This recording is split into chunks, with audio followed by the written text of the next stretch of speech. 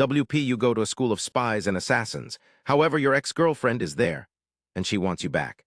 Now you have to navigate staying alive and dodging one of the school's best students. Shay bounced his head, shuffling through the school hallways with beats thumping. He didn't want to get distracted by inane talk from one of the diplomats. Those kids could prattle on with unending speeches.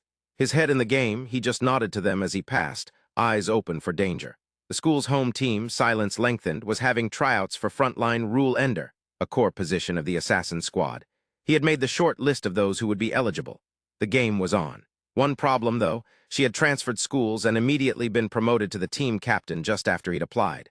Meridian was her code name. The purple-dyed hair was against regulations, but her talent was not. She'd already stabbed him lightly twice in the last week. His bandages were still bloody. He got to his locker without incident, but it was stuck again. He jiggled the handle furiously for a moment. He just needed the CIA showed us what not to do, textbook. Finally, the handle released, but he felt a peculiar click as the door swung.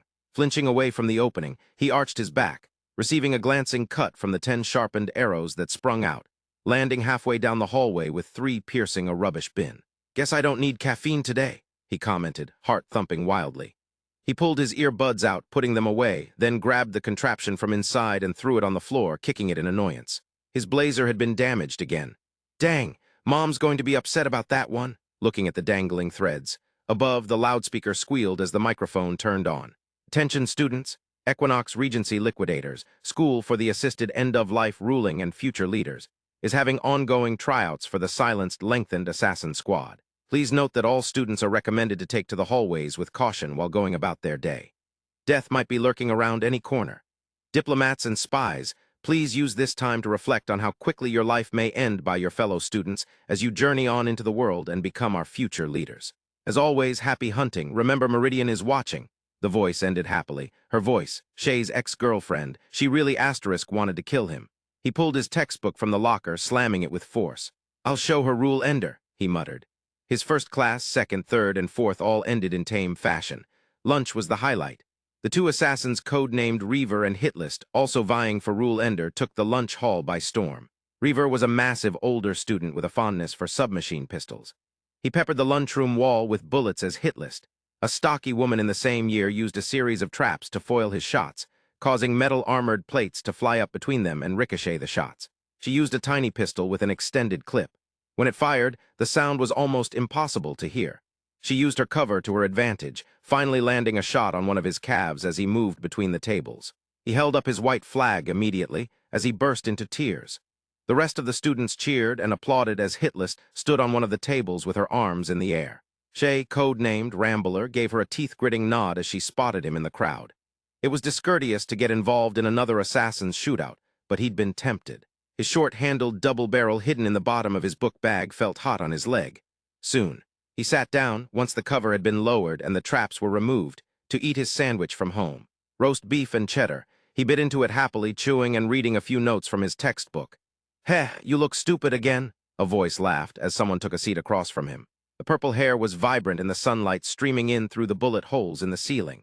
She was wearing the same school uniform as him now, with their black blazers matching over a slightly hidden tie. Her visage was almost angelic even, with her dark skin shining. If she wasn't so much of a demon asterisk, he thought. "Are you making fun of me since you cut another hole in my shirt?" Meridian smiled, her brown eyes twinkling with mischief. "Yup, you still haven't landed one on me. So this is a visit to gloat then?" he asked, morose and chewing impolitely as he considered her.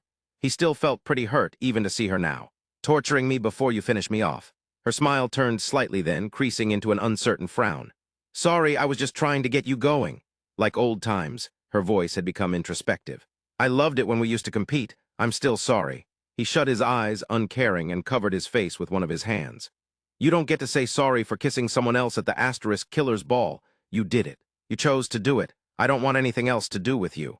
"Wait," she said as he tried to get up and walk away. "Sit." Hesitantly, he obeyed. "What do you want, Amara?" "I just want a fresh start, really. I want you to hear me out," she said, looking down at the table.